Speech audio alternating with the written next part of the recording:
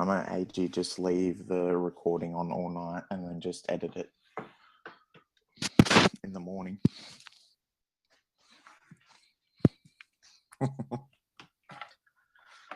Okay.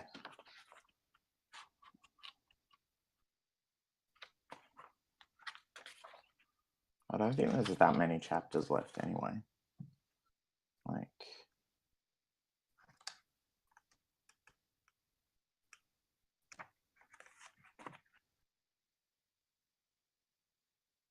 this is chapter 14 and there's only 17 chapters. So, yeah.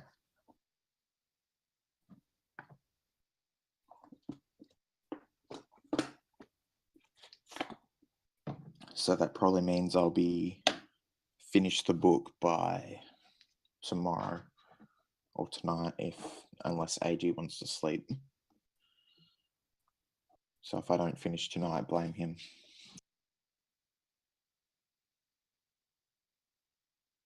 Okay, is everyone ready for a bedtime story? There's 17. I'm on the chapter 14. Okay, here we go.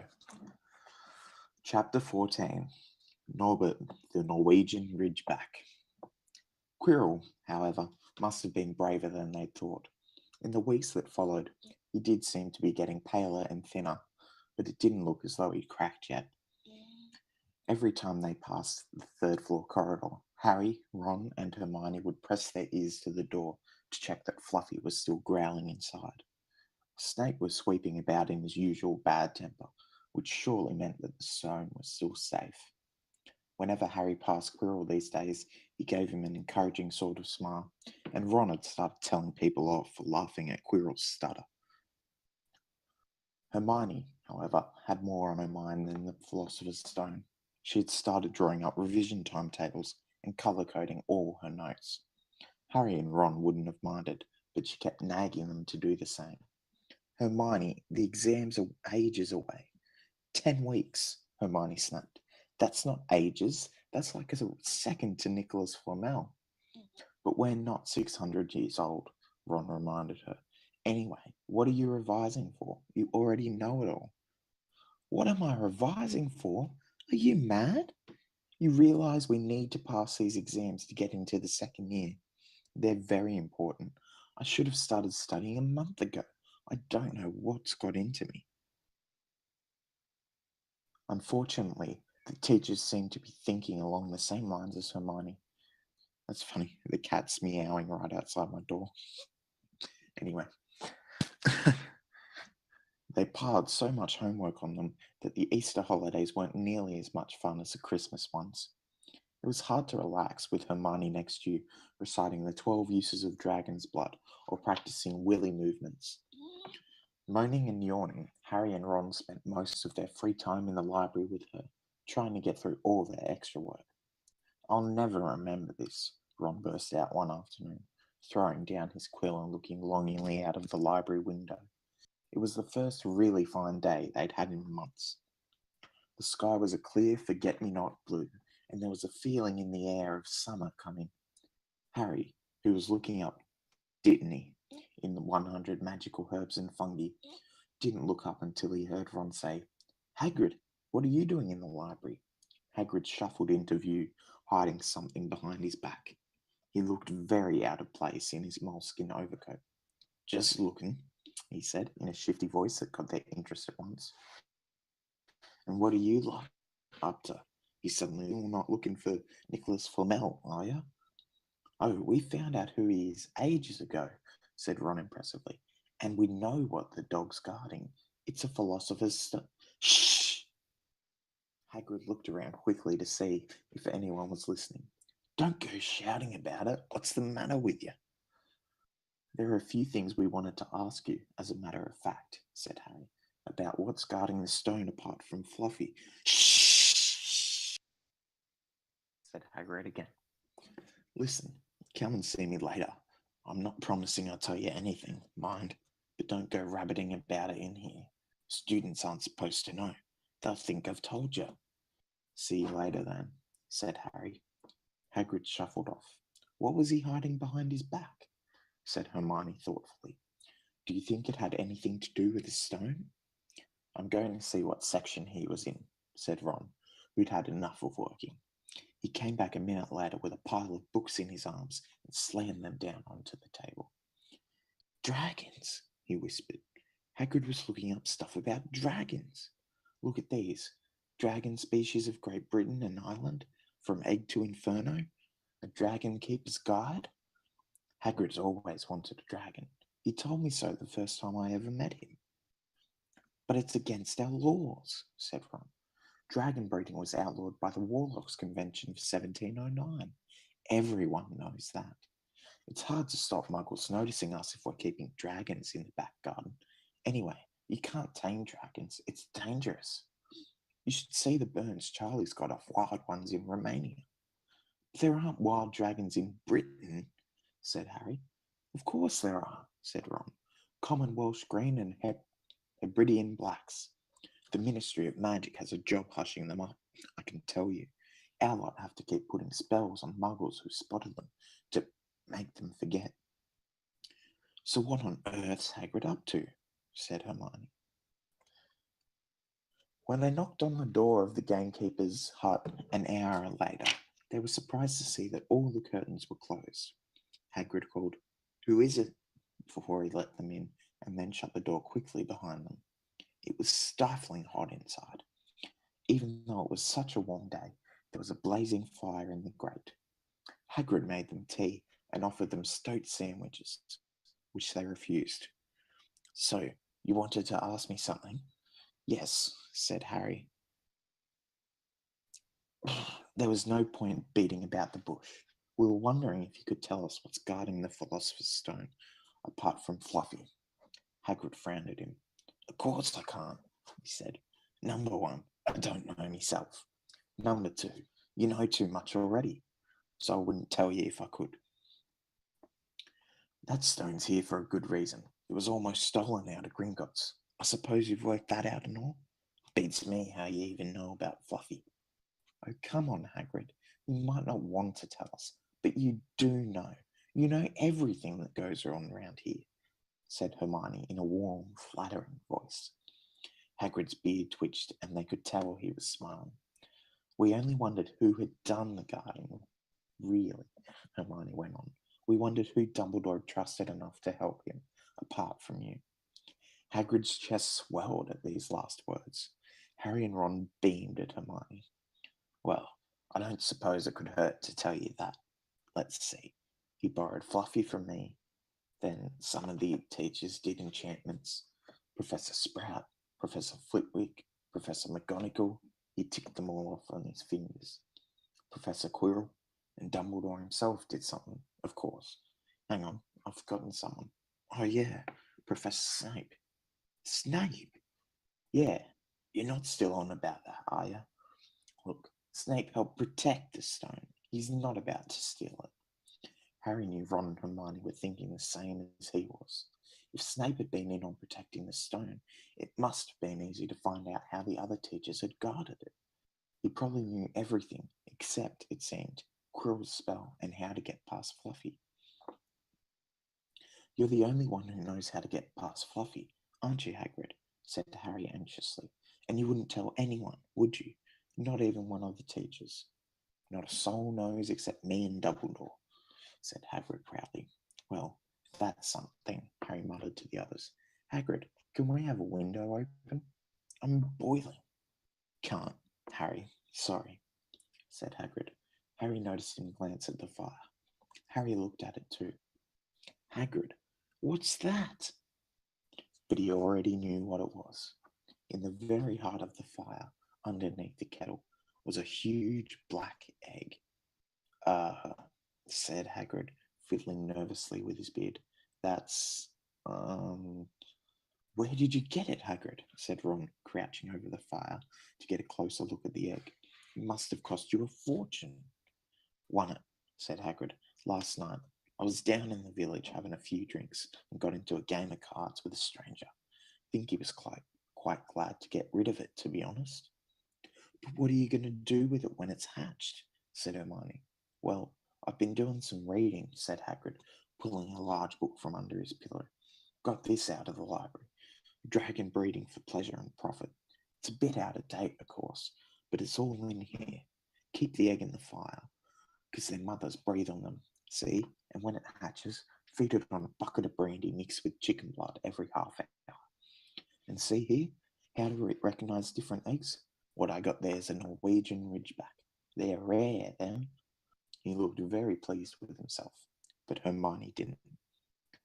Hagrid, you live in a wooden house, she said. But Hagrid wasn't listening. He was humming merrily as he stoked the fire. So now they had something else to worry about.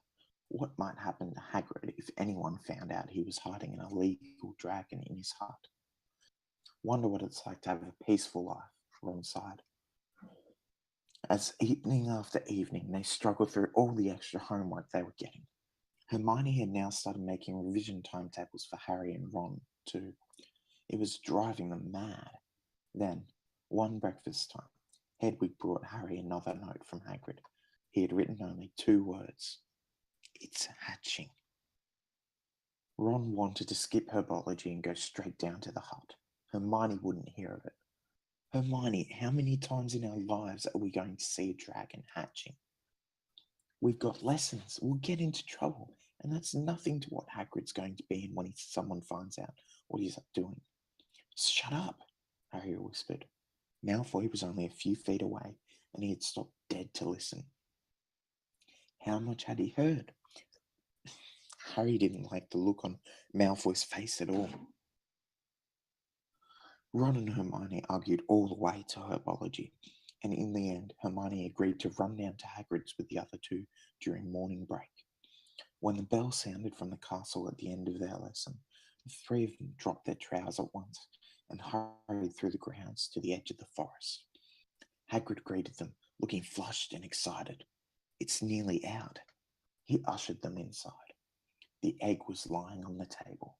There were deep cracks in it. Something was moving inside. A funny clicking noise was coming from it. They all drew their chairs up to the table and watched with bated breath.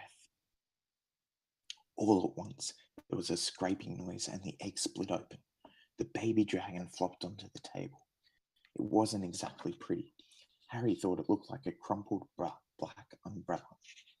Its spiny wings were huge compared to its skinny jet body.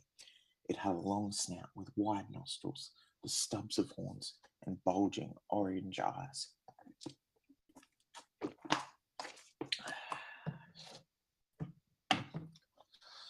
It sneezed.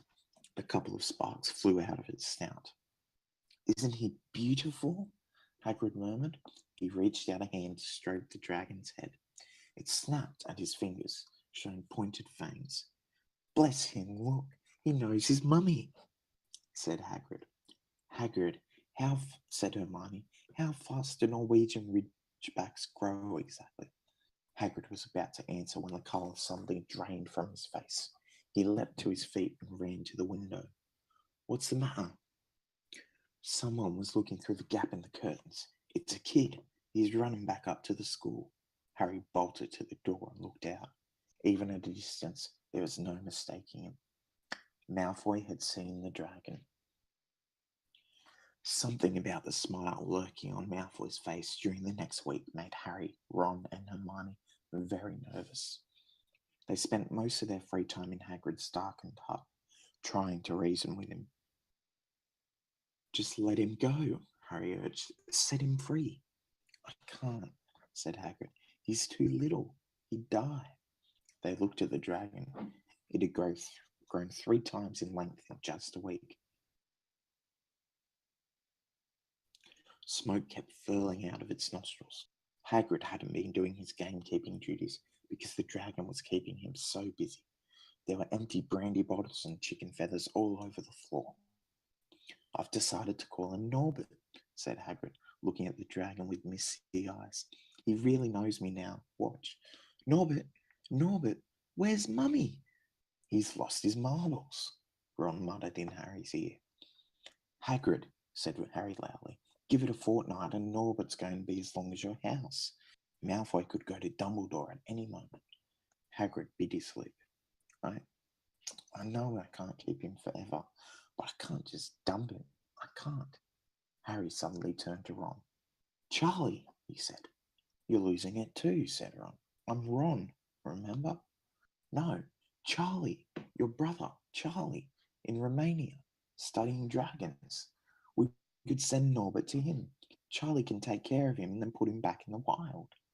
Brilliant, said Ron. How about it, Hagrid? And in the end, Hagrid agreed that they could send an owl to Charlie to ask him. The following week dragged by. Wednesday night found Hermione and Harry sitting alone in the common room long after everyone else had gone to bed. The clock on the wall had just chimed midnight when the portrait hole burst open. Ron appeared out of nowhere as he pulled off Harry's invisibility cloak. He had been down at Hagrid's hut, helping him feed Norbert, who was now eating dead rats by the crate. It bit me, he said, showing them his hand, which was wrapped in a bloody handkerchief. I'm not going to be able to hold a quill for a week. I tell you. Sorry, guys, I have a bit of a cough developing.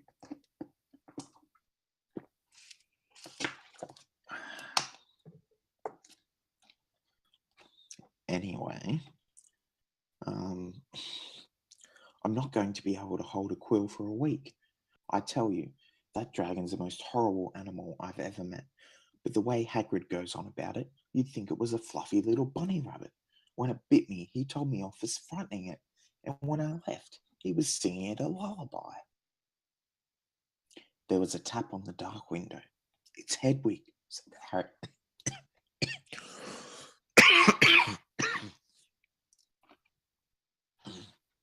said Harry, hurrying to let her in. She'll have Charlie's answer.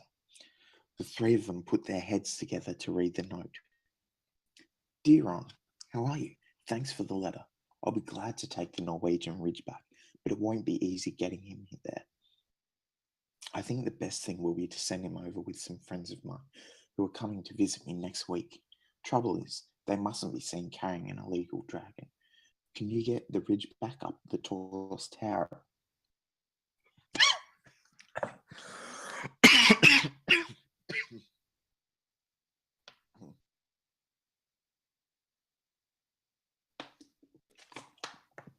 Sorry, I'm kind of ruining this chapter.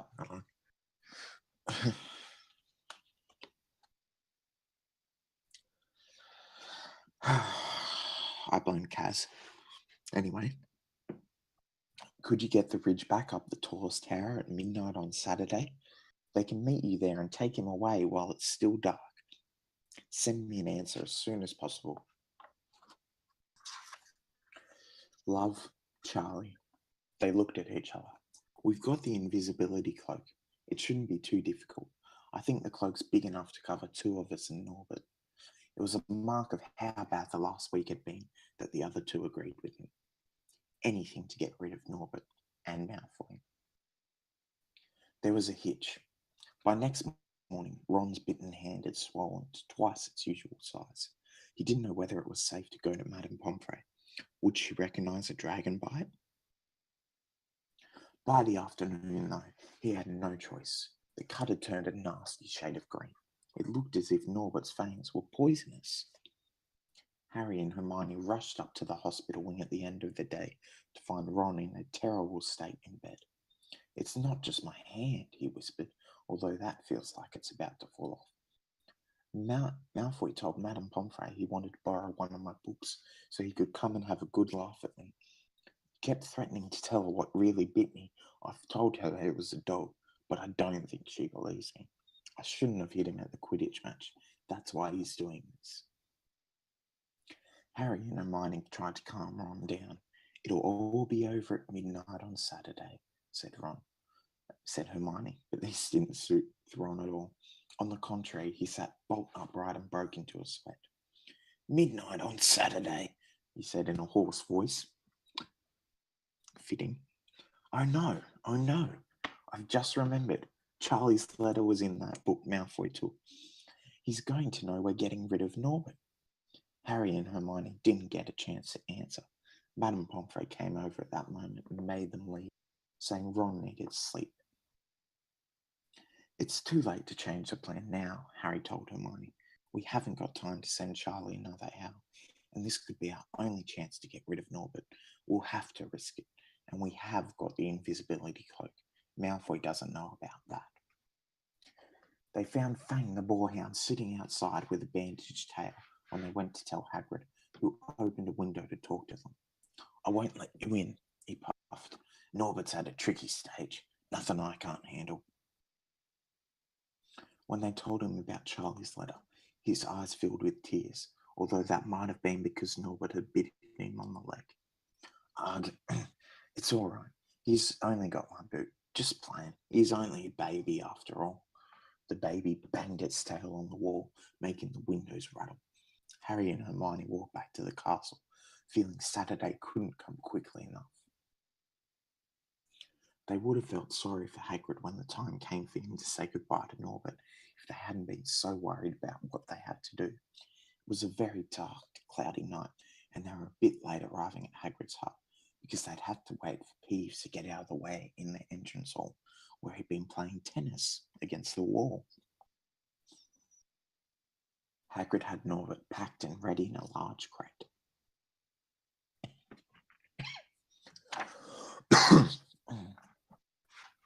He's got lots of rats and some brandy for the journey, said Hagrid in a muffled voice, and I've packed his teddy bear in case he gets lonely.